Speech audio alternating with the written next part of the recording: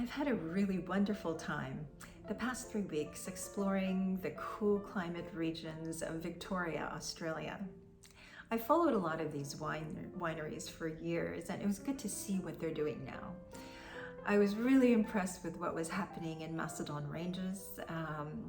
Bindi, one of my favorites. I could see that Michael Dillon is working harder and harder to really refine the palate, bringing precision as well as complexity and depth to his Pinot Noir. And right next door, Curly Flat in Macedon Ranges, also really great value. Both Chardonnay and Pinot were really precise and focused, but with really good palate, mid-palate weight as well.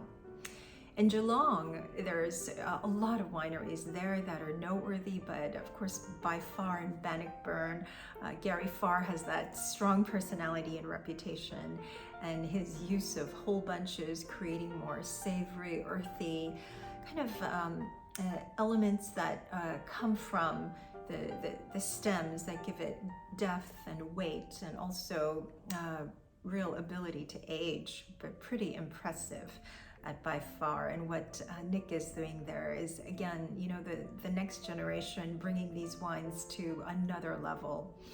Bannockburn, also very good. I enjoyed their older vintages, not surprisingly, and they age beautifully, especially the Serre. And once you move down to Mornington Peninsula, there's a lot of wineries there. It's a very exciting place. The wines there have a bit higher acidity. They have more purity of flavors, perhaps a little less depth than some of the other regions. But again, it really depends because there's so many different producers.